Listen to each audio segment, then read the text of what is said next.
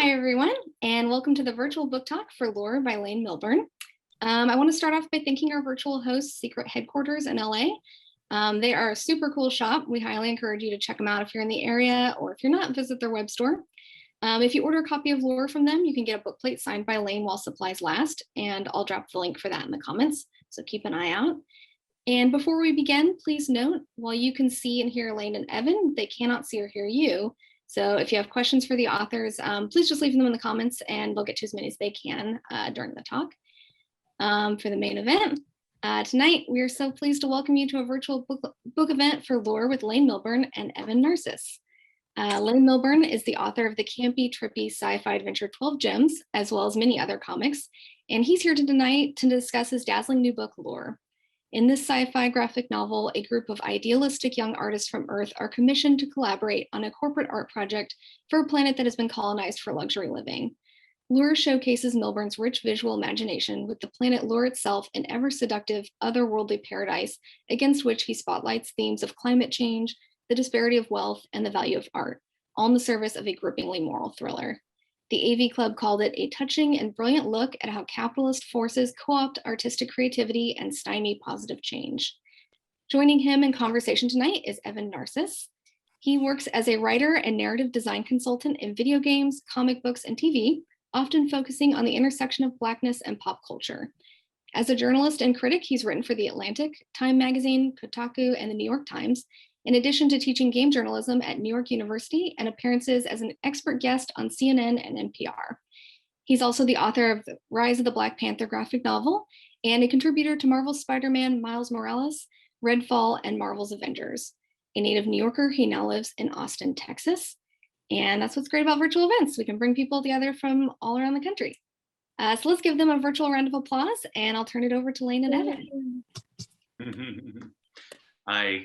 Thank you all so much. Thank you, Julian Secret Headquarters. Thank you, Evan, and thank you, Lauren, for being here with me for this. I am here to promote my book, Lure, and I am going to pull up a little slideshow here for you just to introduce the book.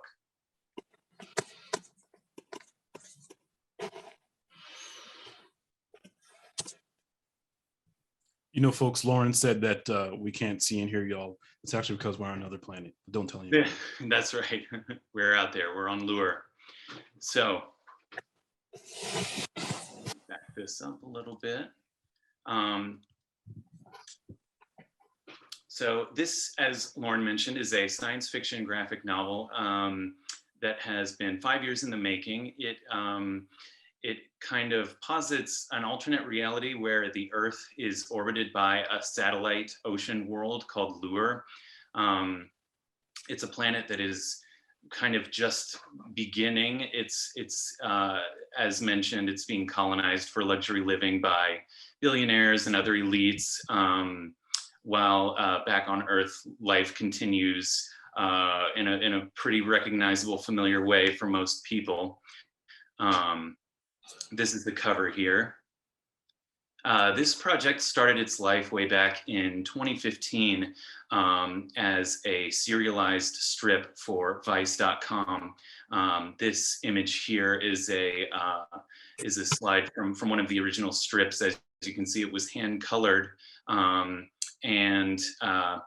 As Lauren mentioned in the intro, my earlier work was kind of followed a more sort of campy, pulpy, sci-fi fantasy mode, and this comic that you see was in that mode. I actually worked on this comic for a full year, and I had about 50 hand-colored pages completed. But I read through the story, and I just wasn't super happy with the writing, and so I decided to actually scrap it and move on to a new version. And the new version is the final book I'm promoting today, which I'm much more pleased with. A quick note on some influences. This is an image by Mobius, the French cartoonist who sort of made his name in the 70s in the French art and comics magazine Heavy Metal. I'm always looking back to him and trying to steal as much as I can to the best of my ability. And then, as I mentioned, this book sort of posits an alternate reality where the Earth is orbited by a second kind of twin ocean planet. Science fictional world building has always been like a very central thing to my cartooning practice. I think it goes back to childhood and the way the way we tell stories and create worlds in play as children. But there are also lots of literary influences I pull from with this book, and a major one is Ursula K. Le Guin's 1974 novel *The Dispossessed*, which it depicts a kind of a hub world and a kind of a satellite world. The two worlds operate under different economic systems. So there's like a capitalist world and an anarcho-socialist world. My book plays out a little differently, but I was nonetheless inspired by the kind of twin worlds concept and a world building that brings in real world economic concepts, systems, things like that. So. And here are some images from the book. This is the planet Lure, kind of a luxury, kind of underwater restaurant scene here. This is kind of a psychedelic scene I won't spoil. And then this is an image from like back on Earth. It's kind of like an Earth stand-in. It's like, you know, pretty recognizable, but it's kind of a surrogate Earth where the characters begin their story. And so the way I work is kind of draws upon like two different mentalities or approaches. There's the science fictional world building, and then there's also the other mode is like, I guess, kind of an autobiographical or like, you know, somewhat realist impulse. And so I've tried to take this kind of big science fictional framework and populate it with hopefully recognizable characters who are, you know, engaged in day-to-day struggles around love, career, etc. As Lauren was describing it, this story follows a group of young idealistic artists working for a corporate employer operating on Earth and on Lure. And so I'm going to read you a little scene here that occurs at the beginning of the book that provides a little bit of exposition. It depicts my main character, a young woman named Jo Sparta, with her friends at a restaurant, and she has learned about she has learned that she'll be sent to Lure, the other planet, by her employer, and this is a little scene of them discussing Lure. So here we go. I'll have the black bean burger with tater tots. Rock on, homie. And for you? I'll have the same, please. Hey, guy, I think she's into you. And for you? I'll have the same, actually. Fuck yeah, party people. I'll have this out in a snap. She's a riot. She's annoying. Aw. I was looking at an article earlier about all this crazy new stuff they're building on Lure. There's going to be a gigantic full-size golf course that just floats out on the water. I think I've heard about that thing. Place just gets douchier and douchier all the time. I don't know how I'll make it out of there alive. The guy who wrote the article said they put him under, and then when he woke up, he was there. Yeah, they make it sound so easy. It's funny, people talk about going to sleep and then waking up out there and then going to sleep again and waking up back here. Maybe they're not actually going anywhere at all. Oh, you know who else went to Lure? Alex Binder last summer. He seemed into it. Yeah, he would be. I went to the worst show ever at his place senior year. Becca, you've heard this. Remember that horrible jazz band Alex was in? The World's Smartest Baby, I think they were called. Oh, I never got to see them play. Consider yourself lucky. It was just this tepid, lazy, free jazz shit.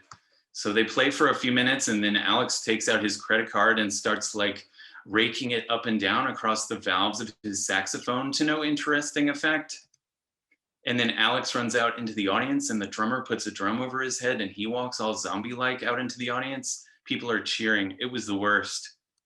That actually kind of sounds all right. No. All right, you maniacs, try not to rip yourselves apart now. Thank you.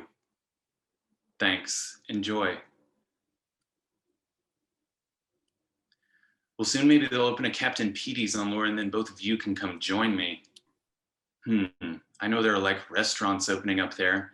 Shit, now I feel like I ordered too much. Eric, will you eat some of this? Yeah. If they opened a Captain Petey's on Lure, I would totally transfer.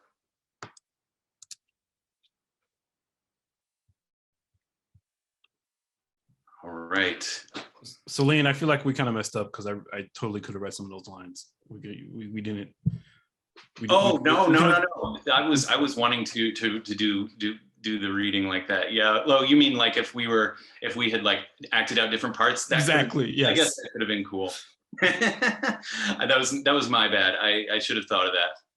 I was a little jealous. That's all. So you mentioned Mobius and 1970s heavy metal as an influence, and it's funny that you said that because that was apparent to me. But the other thing that really jumped out at me was this felt like a prog rock graphic novel, right? Like inspired by like Rush and whatnot. So I guess the first question I want to ask you is like, what music did you listen to, or did you find particularly influential in helping craft this over like the 5-year journey that you were on? Oh yeah, that's a great question. I do love, I have with prog rock, like I have some great favorites who I really love. I'm really a metalhead. I do like all different kinds of music though. Like, like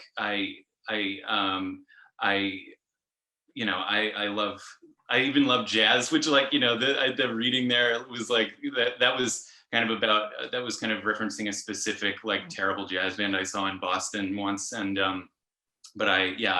jazz, hip hop, rock, metal is kind of what I go back to just, to kind of like stay energized, and that kind of keeps me working through pages. And then like, but yeah, no, exactly like you say, I think there's like a lot of like prog rock and electronic too I love. And there's kind of I love King Crimson, and then I like a lot of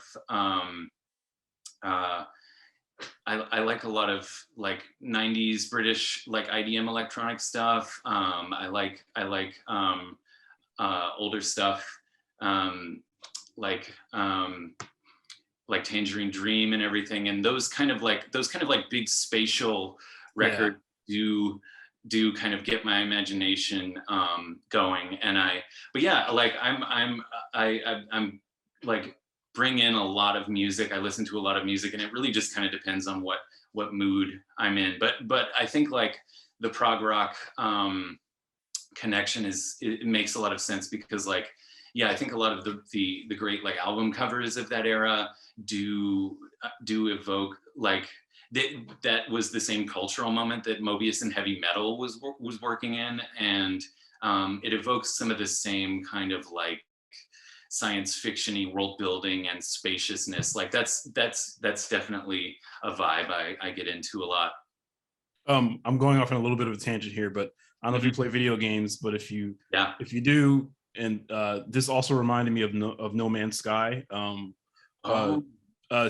It's like this big universe simulator where you travel different planets and all these different life forms and whatnot.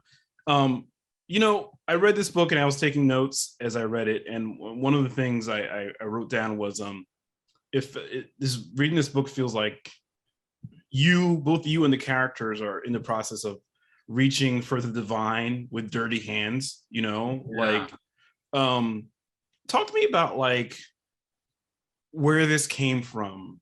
You talk about this book being in process for 5 years, and one of the things when you said that, it struck me because the way we talk about and think about climate change, I feel like has changed significantly over the last 5 years. So tell me about the impetus for telling this story.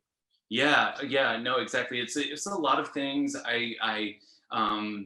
Just to start with climate change. I mean, you know, I live in a state of like constant dread about climate change, like most of us, you know, many of us, and I've tried to, you know, I feel like there's no way I can make art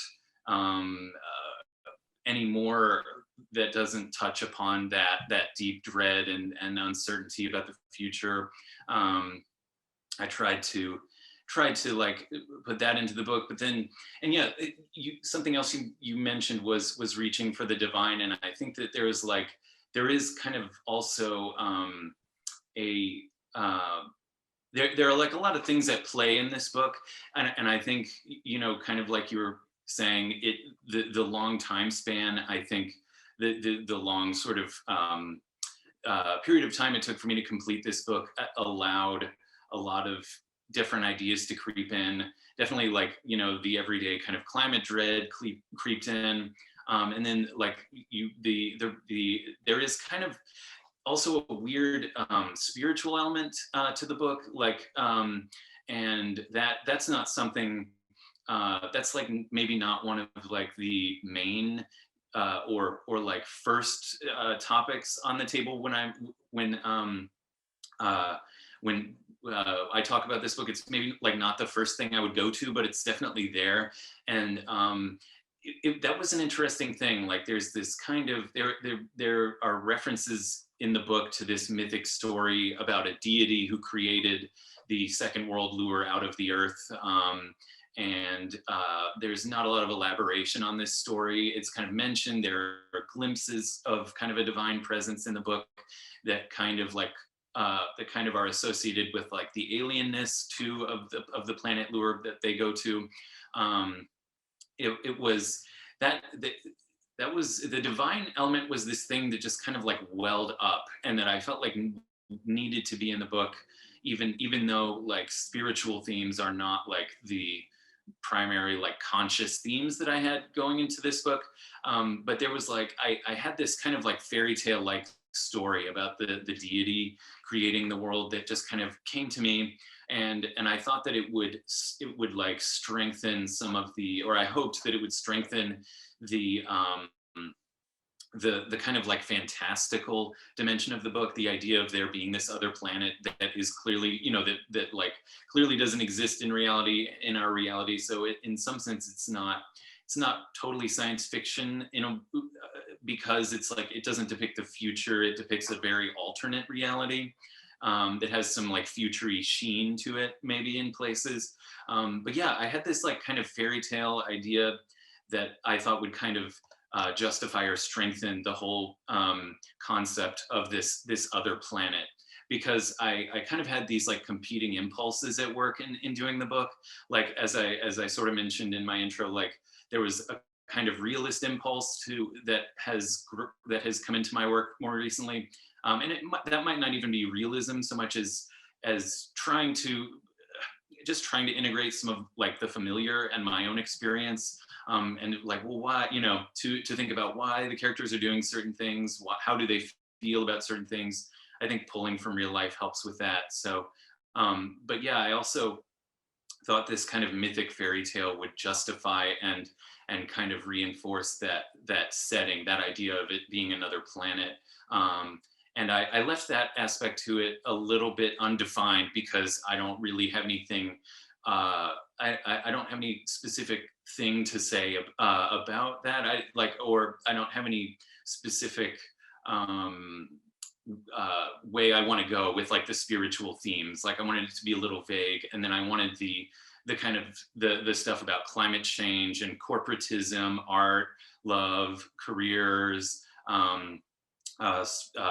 social stratification, all of these things that was kind of in the foreground. But these like background spiritual elements were very real too. And I think they may relate to the kind of prog rock, expansive kind of feeling you were referring to before. Yeah, for sure. You know, it's funny because those spiritual elements they're like really elliptical, right? And Yeah.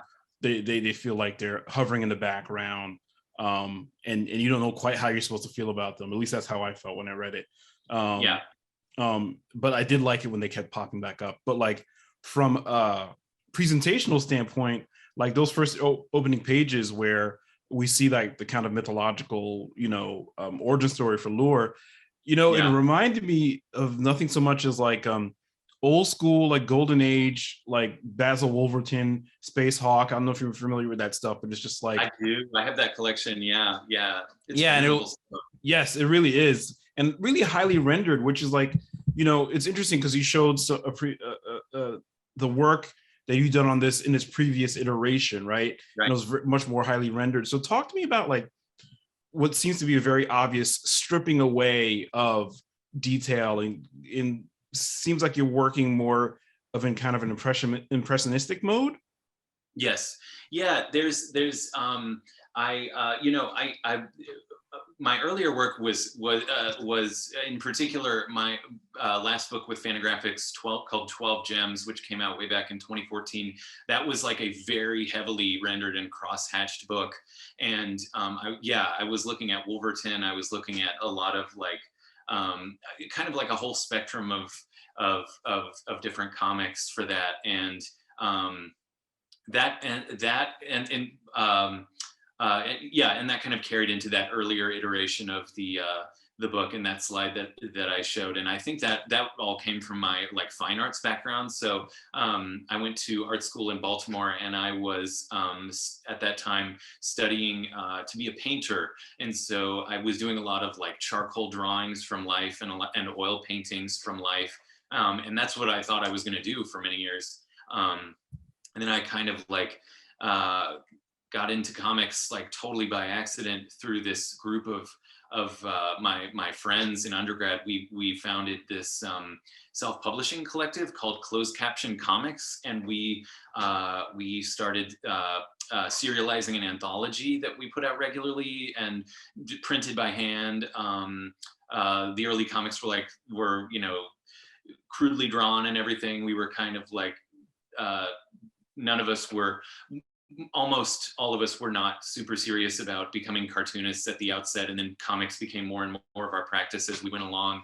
And so when I saw when I was a little earlier on, I saw Wolverton and other artists who did obsessive cross-hatching, and I feel like that was something I was able to jump into given my like fine arts background and thinking about values and tones with like in oil paint and ink and charcoal and everything like that. And then but yeah, it was like an insane amount of work. And I did like 12 Gems is like a 200-page book that's heavily cross-hatched, and I actually injured my wrist in 2011 and like with tendonitis, and it was kind of a crazy thing. But yeah, like, I don't know. I also just, I was reading all kinds of comics, more literary comics too, that had a more, a cleaner style. But then, I eventually just kind of, I've always loved digital coloring. Like in some of those Wolverton comics too, have a nice like flat color, and old newspaper comics, definitely Mobius, and I was just kind of like, eventually something clicked where I was like, I'm just gonna do contour lines and flat color and go with that clarity, because I think it affords a clarity. Like I think clarity can be really hard to attain in comics sometimes, and that kind of like classic mode affords a lot of clarity in being able to read the image and so on. So. Oh, and yeah, and I wanted to mention that I am familiar with No Man's Sky. I haven't played it, but I read a New Yorker piece about it. It looks really interesting, and I know that it has a kind of it has a kind of an old school kind of like brightly colored color palette, that you don't see in lots of games, and games and movies these days have a real like. Science fiction movies and games have this very like very like gray, like Yeah. gunmetal, gray, like steel kind of look to it. And yeah, definitely that game caught my eye because it has like this very colorful palette that you don't see very much. So Yeah, that desaturated color palette and that you mentioned is basically, I call that nerd shame. It's like you're embarrassed a little bit to be doing the things that you're doing, and that you want to make it like look tough. Which, right, there's no place for nerd shame. Like, own the thing that you're no. doing. But you mentioned color, and one of the things that struck me in the book was, the way you use color to create different tones and moods, and it felt to me like they were locked to specific plot beats and turns. And like, was it as intentional as that, or was it something more unconscious? Yeah, I think it was locked to like I think in my mind it was locked to certain places, and I think you're right in that the places, the locations in the book are kind of tied to the plot in a way. It's sort of like as the book's plot unfolds, you are taken through a succession of like different places, and the different places have like a different distinct look. Like Earth, looks mostly like Earth. There are some kind of like weird like advertisements on buildings and stuff, but then you get to Lure, and that has kind of a psychedelic alien look to the environment. And then in the story, Joe Sparta eventually meets a man named Ian who works in kind of a high-powered job on Lure, and she kind of she's kind of like through the book coming closer and closer and closer to like the center of power, and she brushes shoulders pretty closely by the end with it, and so she gets to go to the planet Lure, which is a very, very rare privilege, and then from there gets like a window into the world, the rarefied world that these international billionaire elites are living in, and so she sees these like fancy country clubs and things, so it's like these different there's a different the color scheme kind of changes in accordance with like the different spaces, and then that you're kind of carried through those as the plot develops. Yeah, definitely. And I have a similar question about the page layouts, because it feels like you're using the grid to compress and expand like the expression of time and space. Like, how much of that was like formalist and you thought about it beforehand versus sitting down and actually it coming more organically? Yeah, I would say it mostly came pretty organically, and I think like something I would say about this book is that it's kind of slow in some ways, and it has a lot of quiet sequences that have no dialogue. And literally my next question, but keep going. Oh yeah.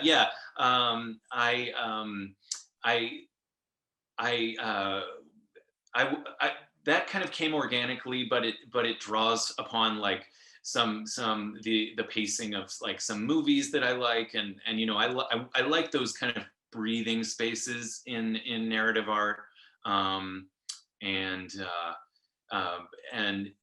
yeah, I was the 9-panel grid was something that I stuck to throughout the book with some like variations on it, but I kind of like, I think all of the panel layouts in the book are derived from the 9-panel grid. So it's like, there's not like a 6-panel grid on a page. And I was kind of rigid about that.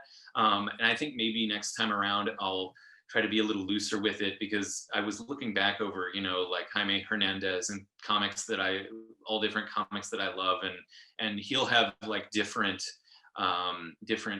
grid layouts on different pages, and so I'm like, yeah, you can just do that. It's funny, like making a graphic novel is just such an immense undertaking of labor that sometimes, like for me, and I'm sure for you and other people too, like I fall back on like almost like rigid habits of mine, that it's like, this is what I'm going to do because that's what I did, that's what I started doing, and I'm going to keep doing that, because thinking about it will just give me too much to think about. So yeah, I kind of adhered to that pretty rigidly in this book, that 9-panel grid. Ever since I started writing comics, I obsessively count panels on pages now. Like it is a big problem, and I'm like, stop it, just enjoy the thing. And you're like, no, that's 7 panels on the page, and it doesn't feel like 7. Why? How did they do that? So yeah, but back to the quiet stretches. Again, the notes that I had that I'm looking at on my screen, like, it's unnervingly quiet sometimes. Like, and it feels like those wordless sequences are moments where like the tension simultaneously builds and releases. Like, did you thumbnail? Like, talking about process, did you have a script? I mean, you're a total tool cartoonist, so you're writing and drawing. So did you have a script? Did you thumbnail? And how did you decide to figure out the pacing of those specific sequences? Yeah, the pacing of each sequence just kind of grew organically around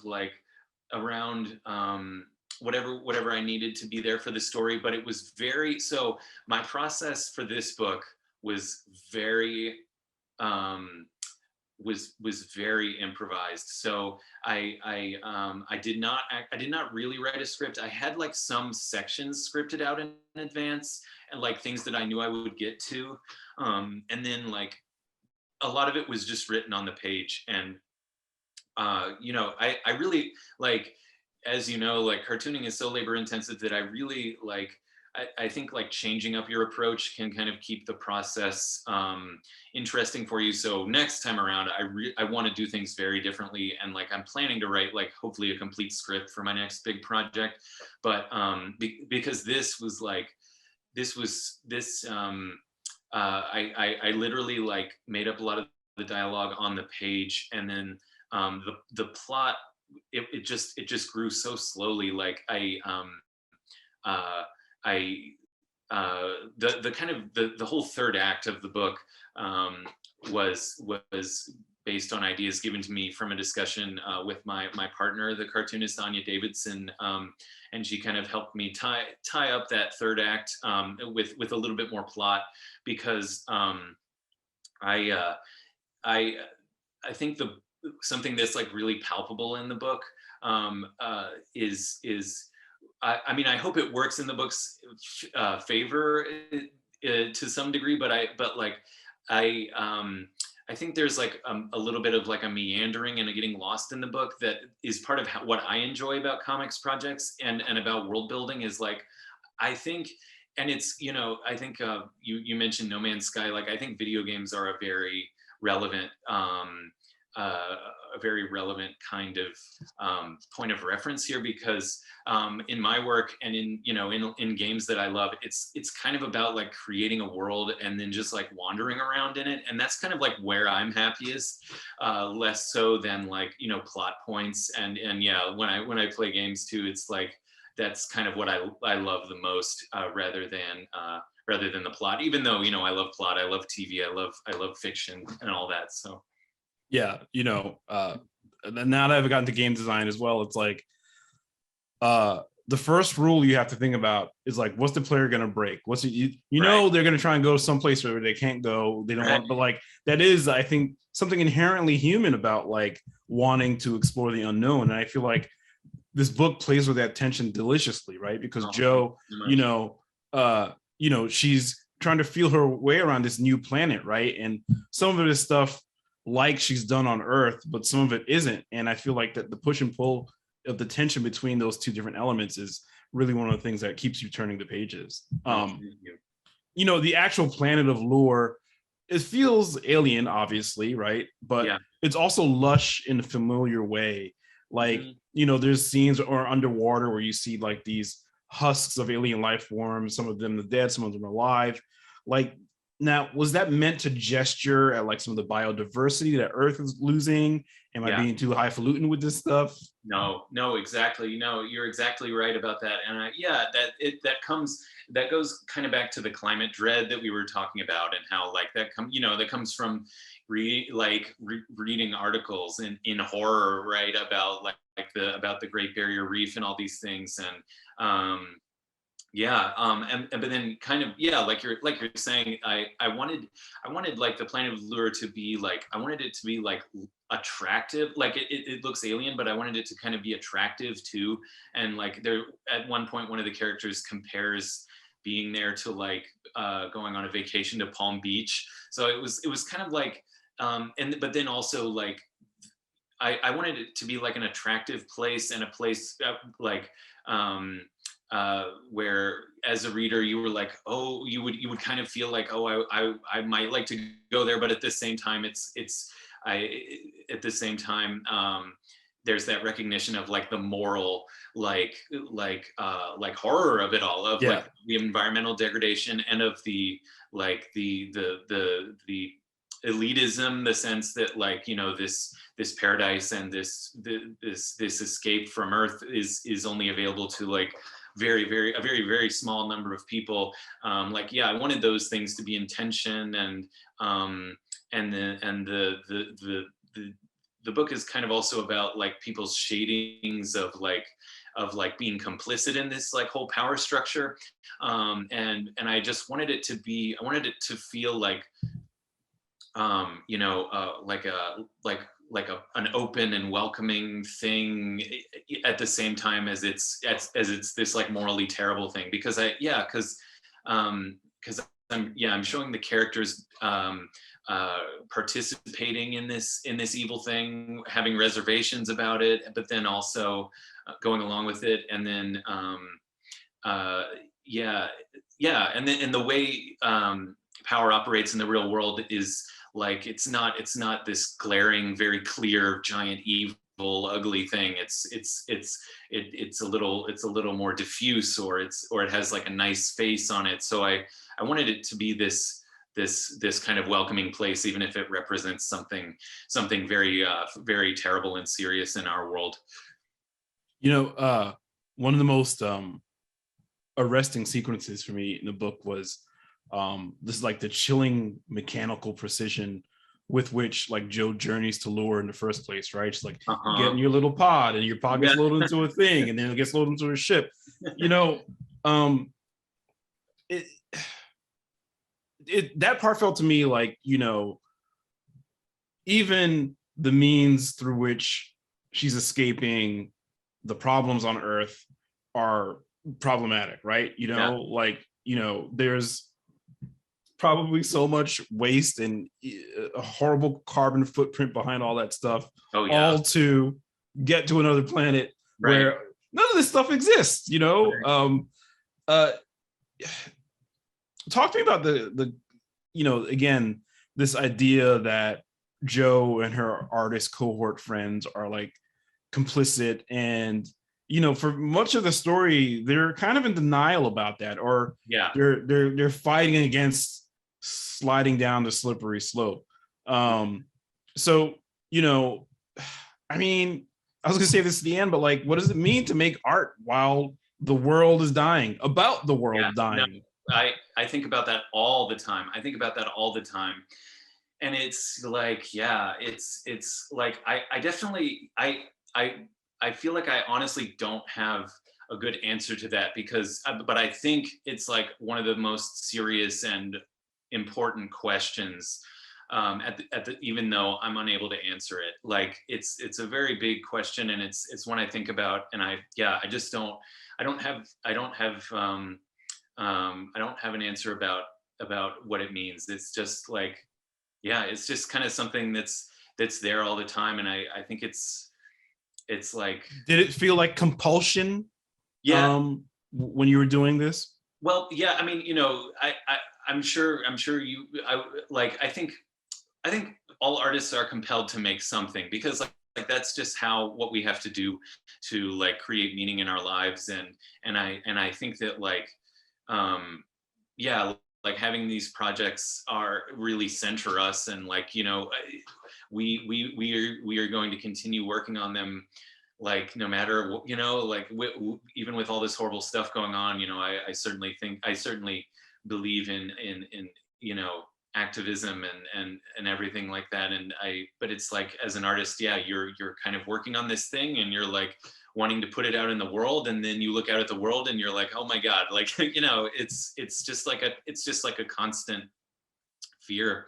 I imagine for you, like,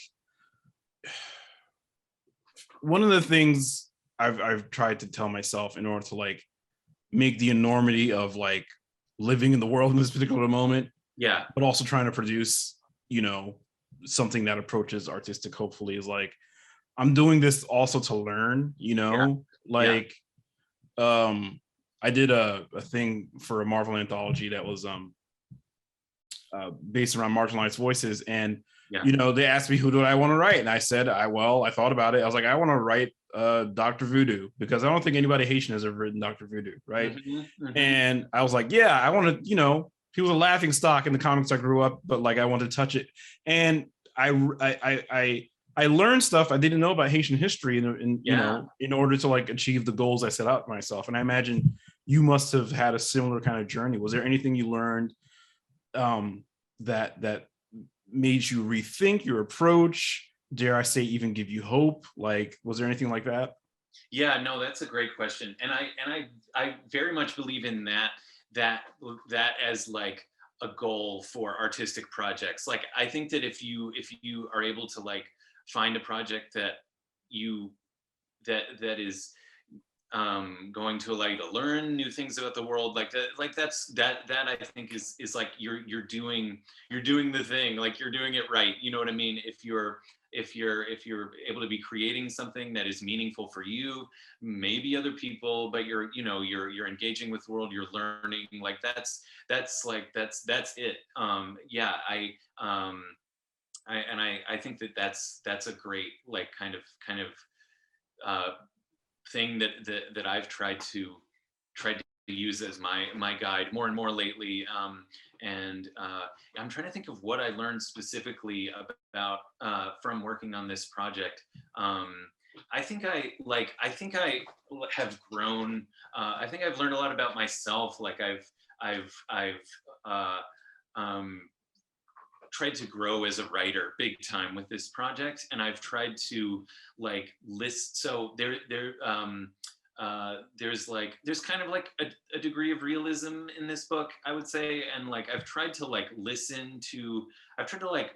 think about what I can take from like conversations I overhear, and you know, things that I have said, things that people I know have said, and so I think I've learned to listen to speech, to like everyday speech, dialogue, in a different way, and I think I've learned how to like read and write in different ways, and like that's like opened up new pathways for me in thinking about my work, and that's been really cool.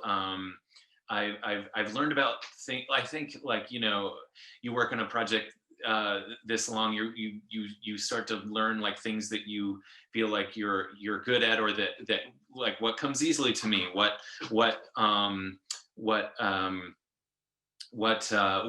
do I have to work on a little harder? I think I've had more clarity around those kinds of things than I ever have before. I feel like I'm always like learning things so belatedly, or like I feel like I've only begun to kind of like figure out what I want to do, you know, even after like a decade and a half of cartooning or whatever. So, but yeah, and as you mentioned, I wanted to touch real quick on that sequence you mentioned, that was this kind of like steely, like very very like hard sci-fi sequence where Joe leaves the planet Earth by going to this facility and being placed in this like pod, and it's not super explained what all is happening, but like that's actually like, yeah, that was kind of one of my favorite sequences in the book, and it was something that kind of like, I feel like that kind of stuff that just comes to me naturally. Like that's for me, like that's, even though it's a lot of work, like that's almost for me like the fun part of working on a book, is like those kinds of images. And I feel like they just like they kind of just come to me, and so I've tried to like I've tried to like come up with projects where I can bring in more of that stuff that comes easily, but also think about these like really difficult things, big things, and try to expand what I'm doing as well. So, I mean, to me, it seems like there's such a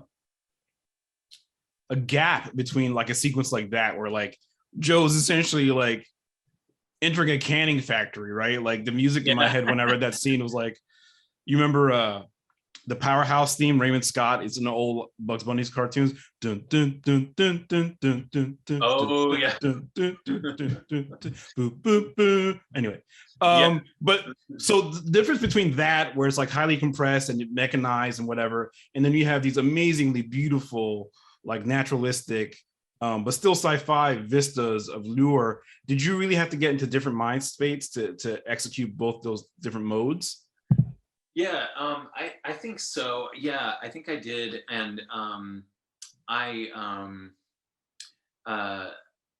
yeah, like the mode. It's funny. Yeah, that strange sequence where she's getting placed in the pod and being sent to Lure. The headspace for that is actually kind of like this might sound a little weird, but I have a lot of I over the years have kind of had recurring space travel dreams, and so I kind of pull from, and that sequence is, as you say, is very strange. They're like, people are being like packed into these compartments to like sardines to be sent to the other world, and so I think like the dreaminess of that is kind of there. And then yeah, with Lure itself, my mentality was a little different. I was that is, yeah, still science fiction-y, but I was also looking at more reference for like for example, like what like, so the planet Lure, it's an ocean world. There's like no land at all that you can walk on, and there's also really just like one building on the entire planet, which is like this floating hotel complex thing which is where all the action takes place. And then it's surrounded by like these beaches and boats, and I was using a lot of reference for that kind of stuff, and it's this hotel that's also kind of a mall. And so I was using I was on the one hand pulling from like kind of a 70s sci-fi sensibility, and then on the other hand using some real world reference to hopefully ground it a little bit. Yeah, like looking at what boats look like, what like fancy like bars and restaurants and shops and things look like. Yeah, I was pulling from lots of reference there. You know, you mentioned like the ways you're trying to challenge yourself as a writer and a creator, and listening and kind of mimicking real world speech. You know, I thought the dialogue in here was so well observed and naturalistic.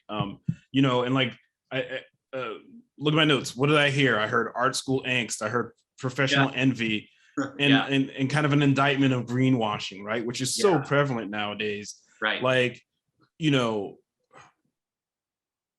do you feel like the bigger themes of the story are hopefully more legible and digestible by virtue of you approaching the dialogue and characters in a more naturalistic way? Yeah, that's a great question, and that's a great observation. Yeah, I definitely, I hope so. I do think they are, and that is something that is to kind of go back to like what talking about learning from this project. Like that's something that I feel like I've learned with this project is like, oh yeah, you can just like have the characters say, you know what I mean? You can just like have them say things, or what I mean is that you can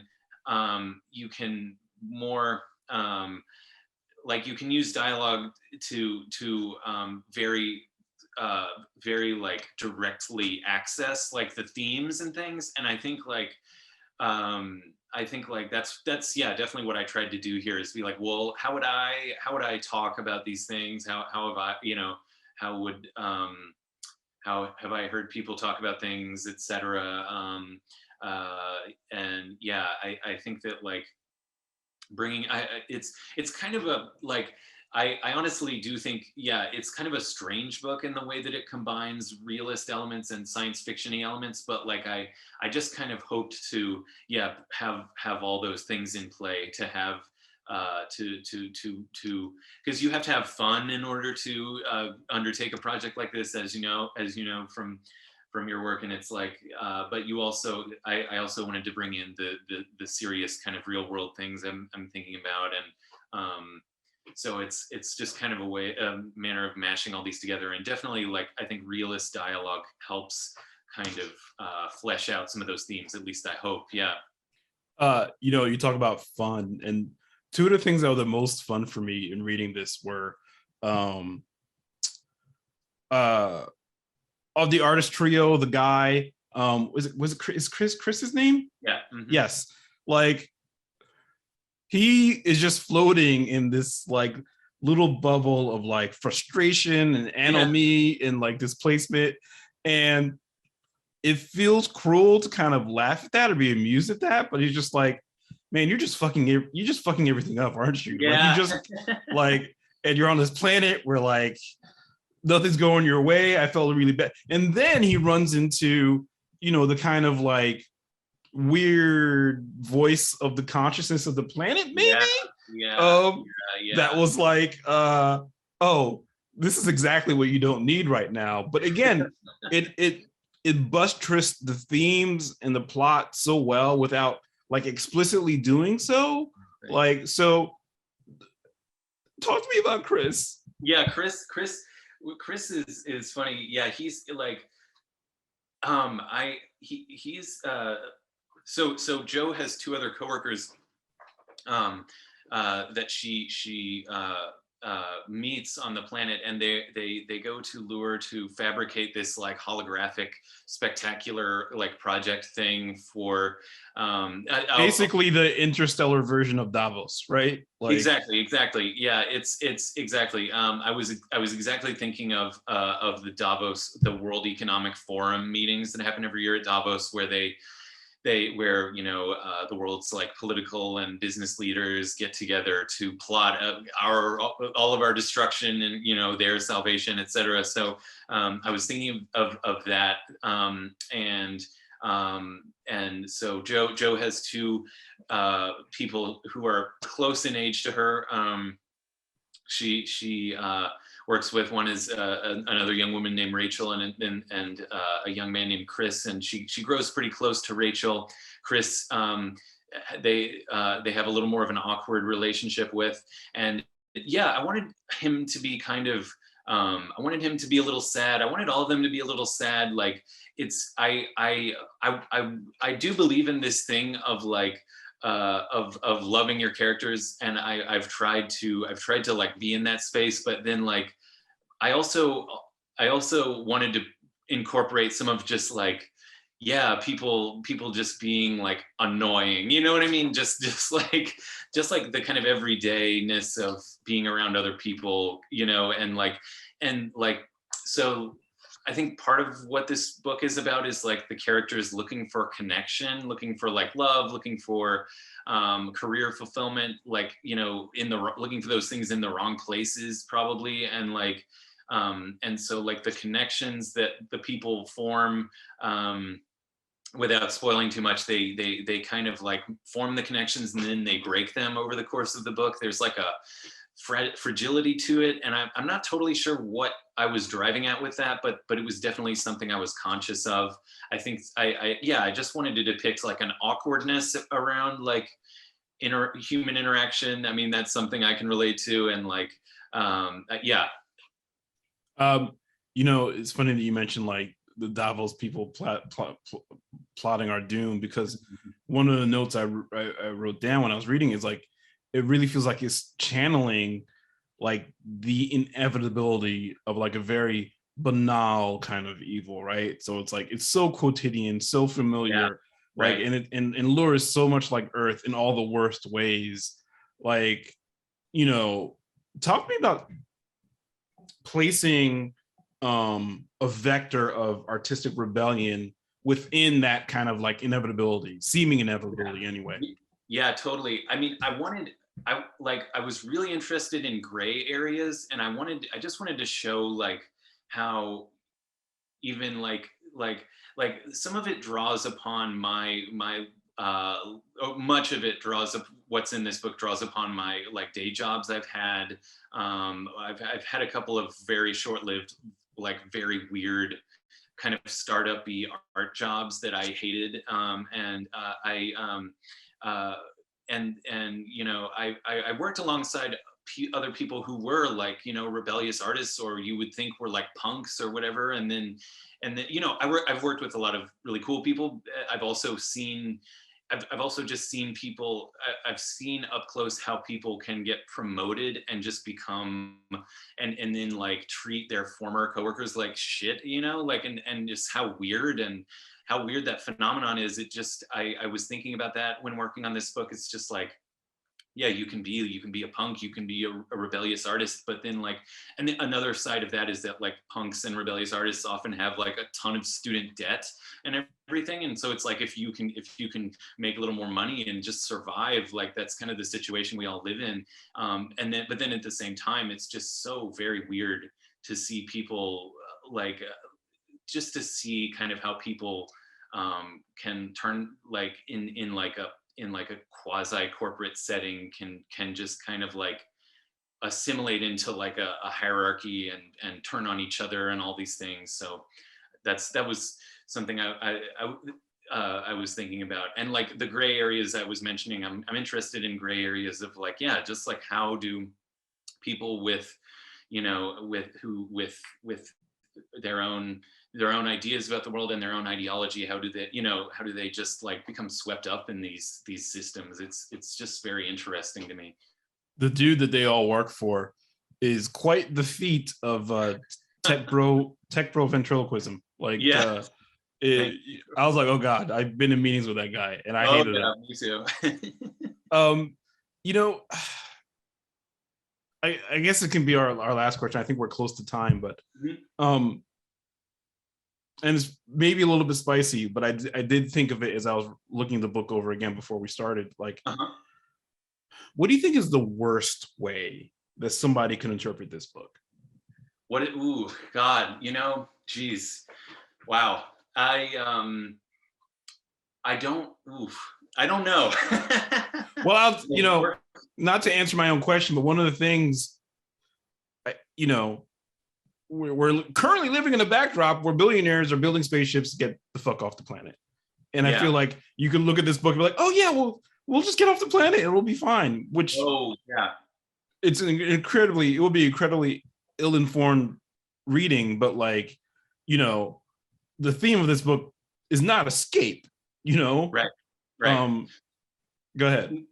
No, that's very on point. That's very on point.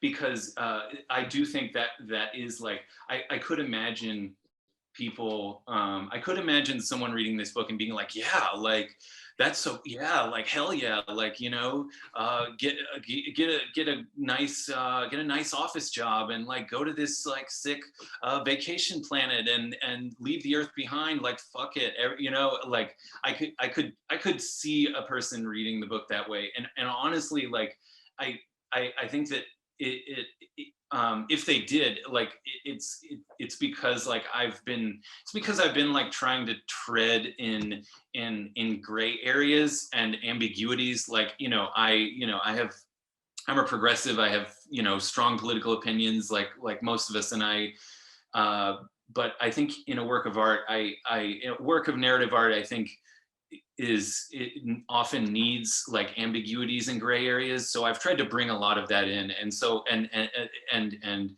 show the people, you know, how people become part of this evil thing. But if a person reads it as like, yeah, that's awesome, like we should just do that.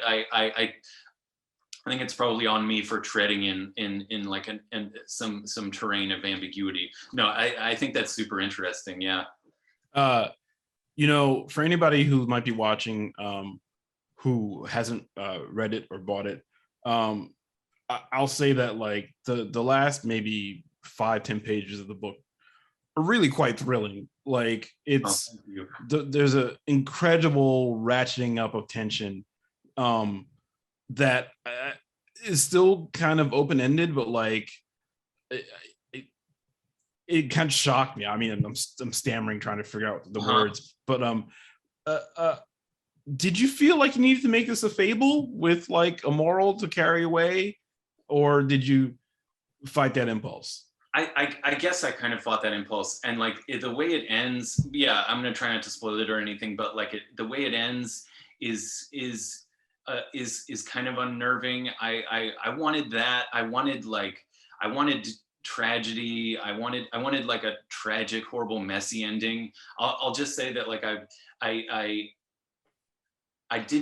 could see the book possibly steering into a direction where the characters discover an evil plot and then team up to fight evil and succeed. But I just thought it would be much more interesting to just, it goes back to what I was saying about ambiguities and gray areas. Like I wanted it to be messy. I wanted it to be ugly. I wanted it to be tragic. Like I think that sensibility comes from, you know, like a lot of my favorite books and movies and everything. I just wanted I wanted to show them in the end trying to do something right, but also kind of making a mess of it. I just, again, like, yeah, I'm interested in that, like the things like coming apart, you know, like that.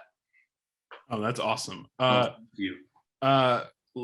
Lane, this has been a pleasure. Thank you so much for such a pleasure. Thank you so much, Evan. This was wonderful. The book is Lore by Lane Milburn. You can get it at your finest comic shop emporiums, but if you get it from Secret Headquarters, you get that fancy signed book plate that Lane did. I really enjoyed it. I think it's one of the best graphic novels I've read in a long time. I'm not seeing any questions from the audience. Lauren, are you there? Are we missing anything? I just want to make sure we're not getting anybody's questions answered. We're good. So thank you everybody for tuning in. Please go read this book. You know, and check out Evan's work too. He's a wonderful writer. I'm trying my best. Thank you too so much. Thank you, Julie. Thank you, Julie. Thank you, Secret Headquarters. Everybody, have a good night. Thank you so much. All right, take care, Lane. You too. Thanks, Evan.